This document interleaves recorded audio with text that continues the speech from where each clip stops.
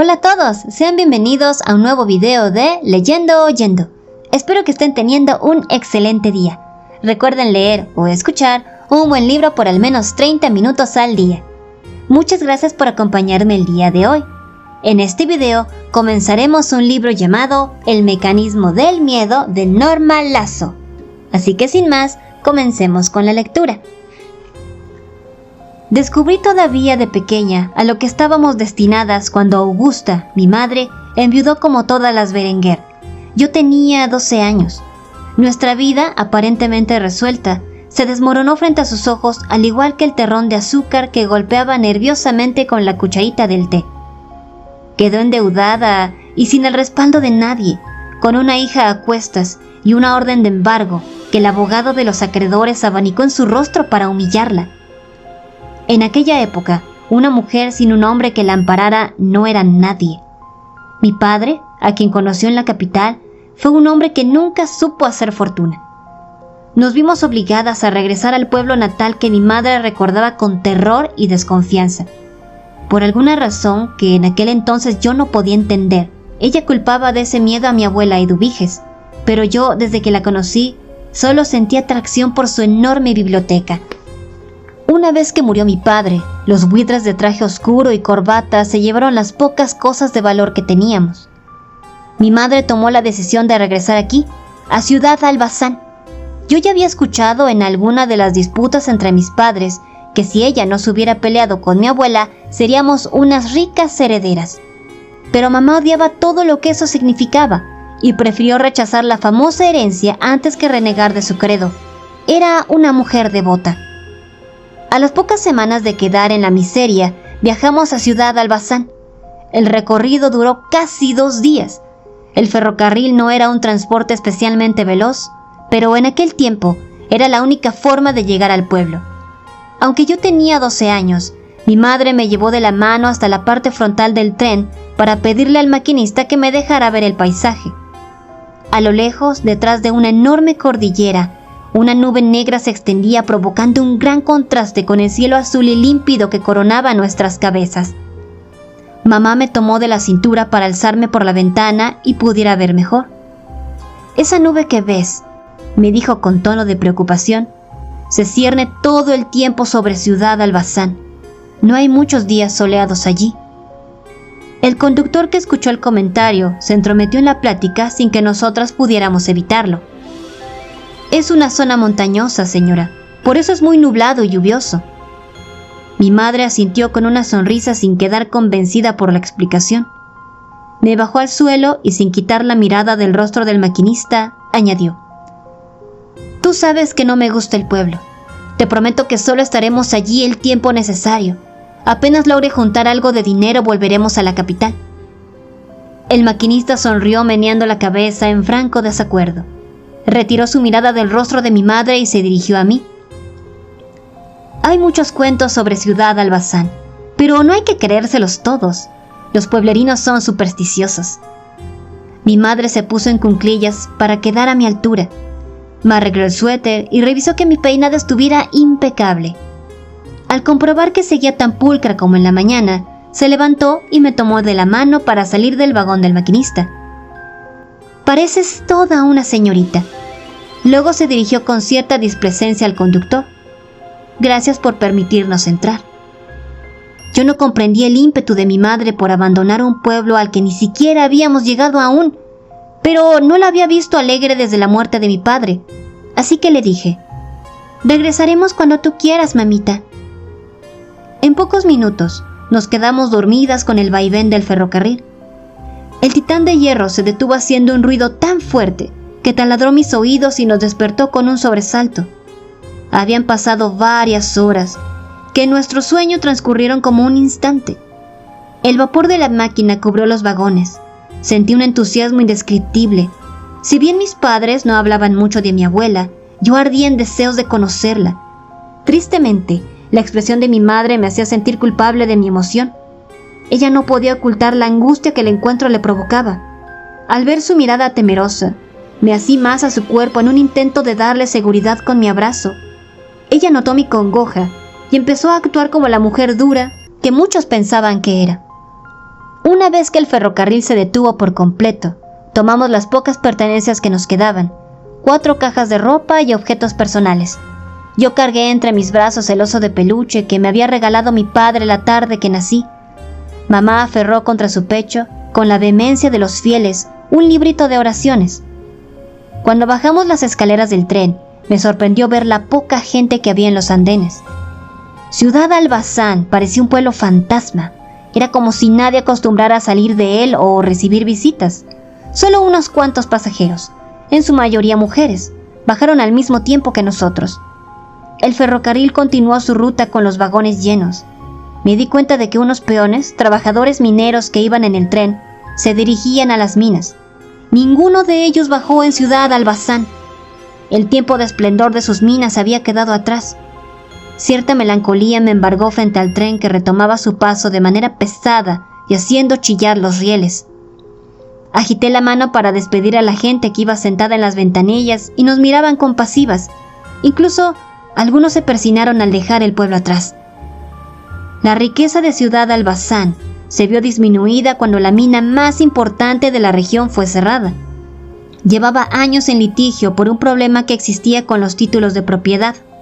Una familia entera, los Campobello, se desintegró por la codicia que inspiraba el oro que, a decir de los mineros, abundaba en los recovecos más profundos de las cavernas, en zonas donde un hombre de estatura mediana no podía llegar. Los abogados de los Campobello intentaron conseguir un acuerdo entre familiares, pero nadie quiso ceder.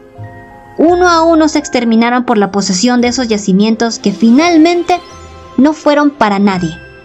La mina cerró por orden de un juez en lo que se dictaminaba a quién le correspondía la propiedad o si había otros familiares en la misma línea sanguínea que pudieran reclamarla. Nadie la reclamó. Algo siniestro había en Ciudad Albayzán. Lo supe al momento mismo en que puse un pie sobre el andén, al enfrentarme a las paredes de la estación tapizadas con carteles de niños desaparecidos. Los rostros de los hijos de alguien sonreían a la cámara en lo que quizá fue un día de celebración. Jamás hubieran podido imaginar que esas mismas fotografías serían usadas para que sus padres hicieran carteles mientras levantaban una plegaria al cielo. En ese momento fui yo la que sintió temor. Me aferré al cuerpo de mi madre. Ella, con su natural instinto de protección, posó su brazo sobre mis hombros, aprisionándome con su cuerpo. Caminamos por un largo trecho hasta internarnos en las callejuelas de la ciudad.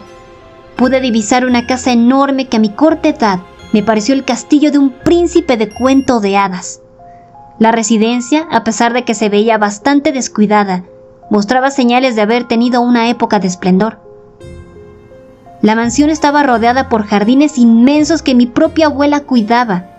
Era una construcción de 2 pisos con grandes ventanas de vitrales de colores que expedían tenues rayos de luz. En lo más alto de la casa sobresalía un ático custodiado por 12 gárgolas que aparentaban resguardar lo que había en su interior. ¿Mi abuela es rica?, pregunté con la inocencia y la fascinación propia de mi edad. Lo fue, respondió mi madre cortante y apresurando el paso, porque al parecer ya no lo es. Entendí que no quería hablar más del tema. Abrió con facilidad la reja de la entrada porque, a pesar de tener puesto el candado, este no había sido asegurado. Atravesamos el jardín de árboles frondosos y delicados rosales. Una vez, en la puerta principal, mi madre azotó con fuerza el albadón en forma de mano que escondía entre los dedos de una irregular bola de hierro. A los pocos minutos, apareció en el umbral de la puerta una anciana de mirada dulce. Pensé que era mi abuela, pero mi madre cantó otro nombre con la voz entrecortada por el llanto. ¡Alfonsina! Se abrazaron con fuerza sin decir una palabra más. La casa de mi abuela era más impresionante por dentro que por fuera. Altas paredes con tapices de color rojo oscuro, más bien un vino tenue, se extendían infinitas hacia el lejano techo en forma de cúpula. El tapiz lucía viejo y descarapelado en el extremo que daba al piso. Había una oscuridad perenne que era rasgada por débiles hilos de luz que entraban por los ventanales. Suntuosos óleos de paisajes sombríos pasaban desapercibidos sobre los bocados del tapiz. Los muebles eran de una época remota. hechos de maderas gruesas y pesadas que formaban patas oblongas finamente labradas. La mansión era un museo viviente de antigüedades. Todos y cada uno de los objetos parecían guardar una historia propia. Jarrones de dinastías chinas antiguas, retablos aparentemente religiosos, aunque con escenas paganas, frascos y bidones de cristal rellenos de runas, máscaras de madera oscura provenientes de algún lugar de África, pequeñas figuras construidas de madera y paja, tapetes persas debajo de cada mueble, retratos al óleo de decenas de mujeres que vivieron en épocas remotas. Cualquiera hubiera pensado que mi abuela era una especie de Marco Polo que recolectaba objetos raros en sus viajes, pero en realidad se trataba de recuerdos y obsequios que algunas parientes le habían traído del extranjero. La casa de mi abuela me cautivó. Sin embargo, lo que más me llamó la atención era la cantidad de espejos que había en toda la casa. Cuadrados, redondos, rectangulares, pequeños, de cuerpo entero, algunos colgados al lado de los cuadros, otros colocados como adornos sobre las comodas, los buroes y las mesitas esquineras. Alfonsina notó mi interés y me dijo con ternura: «No vayas a pensar que tu abuela es una mujer vanidosa». Continuamos por unas escaleras anchas que estaban a un costado de la estancia. Desde la altura, en los escalones más altos, se tenía una vista general de la sala y el comedor. Fue entonces que vi por primera vez a la enorme biblioteca ubicada en la ala izquierda de la planta baja. A través de las grandes puertas de vidrio, distinguí interminables libreros que cubrían la habitación. Sentí el impulso de entrar, pero mientras admiraba con la boca abierta la disposición tan meticulosa de los libros, mi madre me sacó de mis pensamientos para advertirme en tono de reprimenda: «María José, tienes estrictamente prohibido entrar a la biblioteca». No contesté nada para no contrariarla. «¿Escuchaste?», volvió a decir. Tuve que responder que sí. Yo era una niña obediente. A mi madre le gustaba ufanarse de ello. Jamás recibió una queja de la escuela por mal comportamiento. Yo nunca obtuve una calificación menor a 10. Comía todo lo que me daban y hacía la tarea temprano para acudir con mi madre a clases de bordado. Me iba a la cama en el momento en que se me indicaba, y de mi boca nunca salió palabra altisonante. Dormía con la luz apagada y justo después de decir mis oraciones. Nunca desobedecía las reglas, e invariablemente, si algo estaba prohibido, no cuestionaba las razones. Era un ejemplo. Una niña de otra época, decía mamá. Todo eso estaba a punto de cambiar, aunque entonces ella no lo supiera. Y a partir del momento en que me prohibió entrar a esa biblioteca, supe que era el momento propicio para empezar a desobedecerla. El segundo piso de la casa me cautivó tanto como la estancia. Había un pasillo largo con puertas que daban a varias habitaciones. Las recámaras eran grandes. En todas había una cama matrimonial vestida con encajes y edredones vaporosos, empotradas en bases con cabeceras de madera tallada con motivos florales. Los estudios y las salas de lectura eran sobrios, con lámparas de piso y sillones mullidos. El pasillo, al igual que toda la casa, estaba alfombrado, solo que el camino era marcado por un tapete largo por donde Alfonsina avanzó. Mi madre caminó detrás de ella, así que yo caminé detrás de mi madre. Deduje que no estaba permitido pisar la alfombra y para eso habían puesto el senderito afelpado. Alfonsina se detuvo en una puerta y puso las maletas en el piso. Se giró hacia nosotras y con sumo respeto explicó: «Eduviges dispuso que tu hija duerma en la que era tu recámara y que tú te quedes en la habitación de huéspedes. Espero que no tengas inconvenientes». Es su casa, son sus disposiciones. «Pero María José es tu hija, Augusta». No empezaré una disputa desde ahora por algo tan soso. Además, María José no es como yo era de niña. Está acostumbrada a dormir sola y con las luces apagadas. Sabe que no hay que temer tonterías. Alfonsina abrió la puerta de lo que sería mi recámara. Quedé anonadada con lo que había frente a mí. Ni en sueños pensé dormir en una habitación de tal magnitud y elegancia. Entré sin ocultar mi asombro y la alegría que me provocaba lo que sería mi nuevo cuarto. «¿Me puedo quedar aquí, mamita, verdad?» «Claro, María José, mientras vivamos en Ciudad Albazán, esta será tu habitación». Alfonsina dejó mis maletas junto a la puerta para llevar a mamá a su recámara. Mi madre tomó su maleta y caminó hacia el fondo del pasillo, al tiempo que le decía a Alfonsina: Sé muy bien cuál es la habitación de huéspedes. Prefiero que ayudes a mi hija a instalarse. Mi cuarto estaba tapizado con papel rosa de florecitas campestres. La cama parecía custodiada por 4 columnas de madera, de las cuales pendían telas de mosquitero, y estaba flanqueada por 2 buroes de madera. En cada uno reposaba una lámpara con base de metal dorado y pantalla terciopelada de color verde olivo. En uno de estos había un dragón chino con un reloj en el centro de su vientre. Del otro lado de la habitación, en una especie de sala de 3 muebles y mesita de centro, sobresalían jugueteros llenos de muñecos de porcelana y marionetas de madera. «Tu abuela conservó la habitación de tu mamá tal como la dejó», dijo Alfonsina al momento de colocar mi maleta sobre la cama. Extrajo mis vestidos para colgarlos en los ganchos. «¿Para qué quiere alguien un cuarto tan grande?», pregunté con inocencia. «Porque es una casa grande». Alfonsina abrió el armario para guardar mis pertenencias que, al lado de las de mamá, parecían simples harapos. Colgó mi ropa pacientemente. De vez en vez me echaba una mirada cómplice. ¿Por qué mi mamá y mi abuela no se llevan bien? Esa es una historia larga que a mí no me corresponde contarte. Lo que sí te puedo decir es que eso no significa que no se quieran. Es solo que tu madre nunca ha entendido lo que la señora Eduviges necesita de ella. ¿Por eso fue que nos recibió? No, las recibió porque las ama, porque ustedes necesitan ayuda y porque se muere de ganas de conocerte. Claro, también quería ver a tu madre. Cuando mis papás hablaban de mi abuela, lo hacían en secreto, y si se daban cuenta de que los estaba oyendo, enseguida cambiaban el tema de conversación. Pero yo sí quiero conocer a mi abue Eduviges. Y la conocerás al rato. Alfonsina terminó de colgar mi ropa en el armario. Cenamos a las 7:30 de la noche. Tu abuela no es muy estricta, aunque tiene muy formado el hábito con las comidas, así que seguramente se sentirá contenta si bajas al comedor puntualmente. Alfonsina salió y cerró la puerta detrás de ella. En mi casa yo jamás cerraba las puertas. De hecho, a mis padres no les gustaba que me encerrara en mi recámara. No sé si era por tenerme vigilada o para su tranquilidad, pero pensé que tenía la edad suficiente para exigir algo de privacidad. Encerrada en esa gran habitación me sentí libre por primera vez. Bajé las muñecas de porcelana del juguetero. Les puse nombre a todas: Laila, Estebané, Ricarda, Solveig y Ana Aranda. Mi oso de peluche quedó relegado en señal de que la pequeña niña ya era algo del pasado.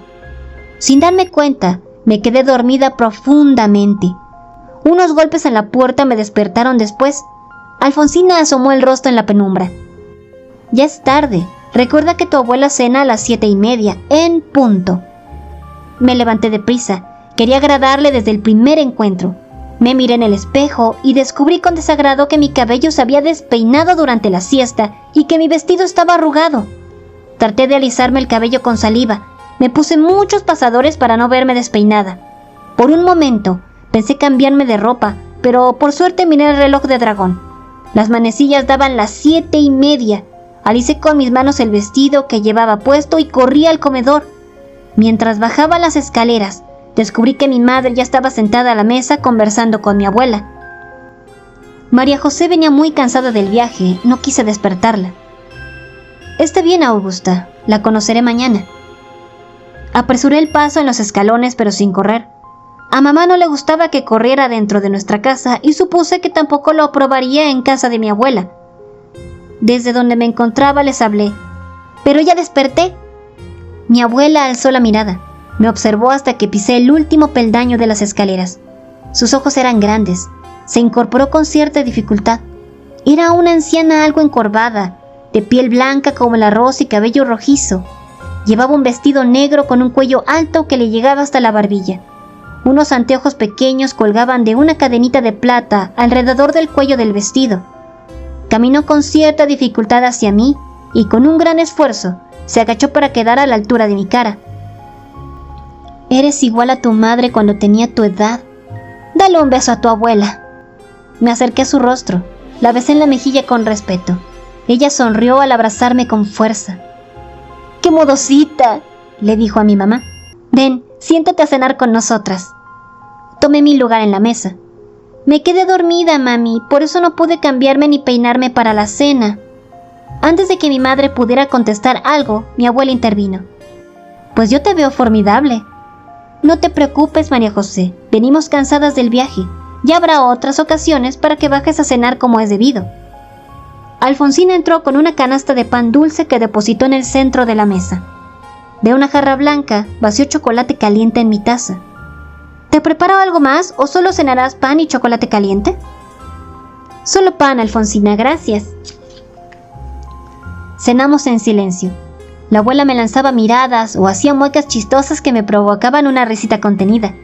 A mamá no le gustaba que hiciéramos juegos o que platicáramos en la mesa durante las comidas. Incluso mi papá lo regañaba si hacía bromas con la sopa por el placer de divertirme. No es que mi madre fuera una mujer amargada o regañona. Abrigaba ideas férreas sobre las costumbres domésticas. Para ella, la hora de la comida era sagrada. Debemos dar gracias por tener alimento en la mesa porque no sabemos si lo volveremos a tener, repetía constantemente. Jamás hubiera creído que mamá había vivido con tales lujos. Nunca se comportó como una malcriada o caprichosa, por el contrario, era una mujer trabajadora, muy menudita, delgada, podría intuirse que hasta frágil. Pero sacaba una fuerza de lo más hondo de su ser que a mí me asombraba. Si me veía triste me reprendía, pero si se daba cuenta de que mi tristeza era algo más que un berrinche, me tomaba por la barbilla para decirme: te dejo caer un ratito, cariño, pero luego te levantas y te levantas con más fuerza. Aprendí mucho de ella, aunque jamás estuve de acuerdo con el rencor que le guardaba a mi abuela, quizá porque no lo entendía. En aquella casa estaba a punto de comprenderlo. Tuvo que ser la siesta larga que tomé en la tarde. Desperté a las 3 de la madrugada con la sensación de que ya había amanecido.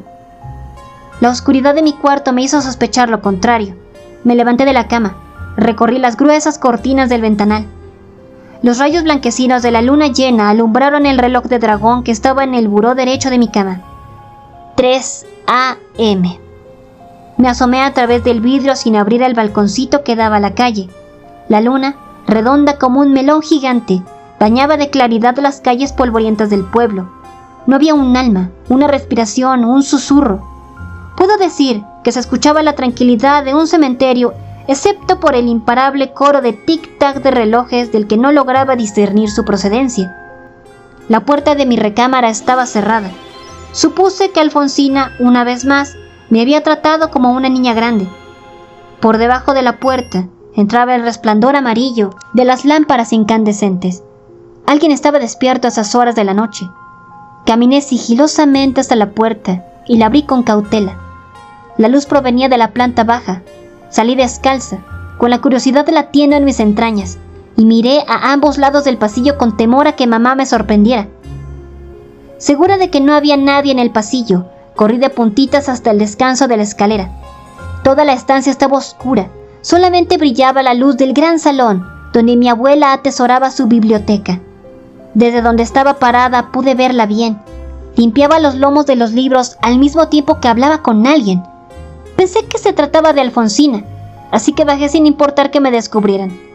Tantas sonrisas y miradas cómplices de las ancianas me hicieron sentir parte de un club en el cual no se admitían padres. La puerta de la biblioteca estaba cerrada. Me asomé entre las partes lisas del vidrio biselado. Mi abuela hablaba con ímpetu. Cualquiera hubiera creído que discutía porque manoteaba en busca de comprensión. En ese momento, temí que fuera mi madre y no Alfonsina, la que estuviera peleando con ella. Sabía bien que no le gustaba que yo danzara fuera de mi cama a esas horas de la noche. Intenté retirarme sin hacer ruido. En la huida, provoqué un estruendo al tropezar con uno de los esquineros afuera de la biblioteca. Mi abuela me descubrió. Con una sonrisa me invitó a pasar. Mi mamá se va a enojar si entro.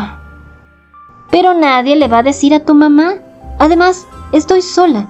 No me haría mal que mi nieta me ayudara a limpiar mis viejos libros. Me dio vergüenza decirle: si estás sola, entonces ¿con quién discutías? Así que solo hice la pregunta para mis adentros. Entré tomada de su mano. Si mi recámara me había provocado un suspiro, la biblioteca me robó el habla. Eran metros y metros de libreros empotrados en las paredes sin el mínimo espacio que mostrara algo de papel tapiz. Al centro de la habitación Había una mesa de caoba que por base ostentaba la cabeza de una arpía. Sobre esta sobresalían pilas de libros. Alrededor de la mesa, sillones mullidos y cojines de telas exóticas resaltaban por el sinfín de colores y texturas. Debo restaurar los libros que están sobre la mesa. Hay unos que son muy viejos, dijo mi abuela mientras se acercaba con paso cansino hasta un montículo para tomar uno. Mira este, es la primera edición de El Castillo de Otranto de Horace Walpole, de 1764. Y este otro, las obras de Edgar Allan Poe, publicadas en 1874. Tengo primeras ediciones tanto de los originales como de sus traducciones. Admiré los libros desde lejos. Sentía temor de tocarlos. A legua se notaba que eran objetos valiosos para mi abuela. Pero tómalos, ojéalos, no te van a morder. No quiero estropearlos. Entonces ojéalos con cuidado. Me acerqué a la mesa para observar el lomo de los libros que esperaban quietecitos a ser restaurados.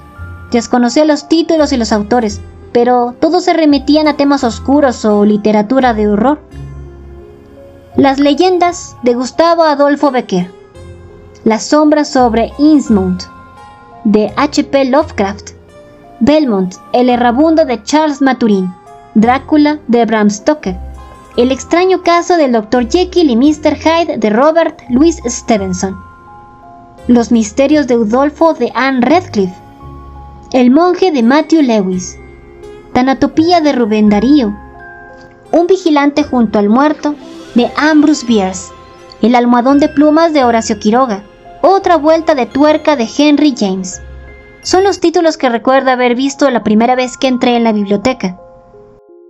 ¿Y todos estos libros son tuyos?, pregunté. Todos son míos, y si tú quieres, cuando yo no esté, serán tuyos. Tomó un libro. Me llevó hacia los cojines. Yo me recosté sobre el almohadón más grande. Ella se sentó en el sillón al lado de mí y puso el libro sobre sus piernas. ¿Te gusta leer? No sé, bueno, leo lo que me mandan en la escuela y sí me gusta. Pero seguramente en la escuela no te mandan a leer ninguna de estas bellezas. No, abue, creo que no. ¿Te gusta la habitación en la que te hospedas? Sí, mucho. Nunca pensé dormir en un cuarto tan grande con tantas cosas bonitas. ¿A tu mamá le daba miedo dormir en él? A mí no le tengo miedo a nada. ¿A nada?, preguntó abriendo los ojos exageradamente, simulando una gran sorpresa. Bueno, me da miedo que mi mamá se muera como mi papá y quedar huérfana. Me da miedo que un robachicos me robe en la calle y me obligue a pedir limosna. Pero en mi recámara, dentro de mi casa, no me da miedo a nada. A tu mamá le asustaba mucho pensar que había algo debajo de la cama o dentro del armario. No se podía dormir con la luz apagada. Solté una risa franca sin intención de burlarme de mi madre. Me pareció ridículo. Yo, desde pequeña, dormí sola en mi cuarto. Mis padres se empeñaban en que apagara la luz al momento de meterme en la cama.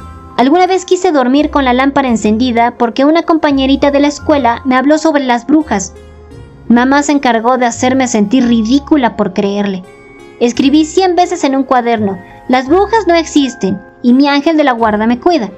Y acepté que mi recámara era un lugar seguro y que si debía temer algo estaba fuera, en la calle, en la realidad.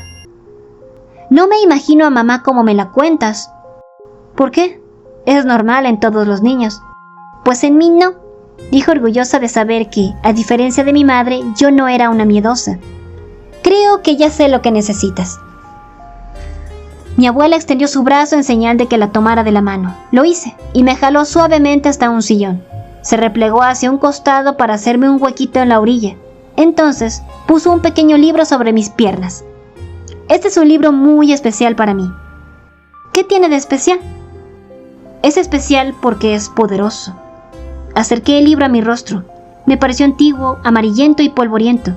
Despedía un olor característico a viejo o a humedad.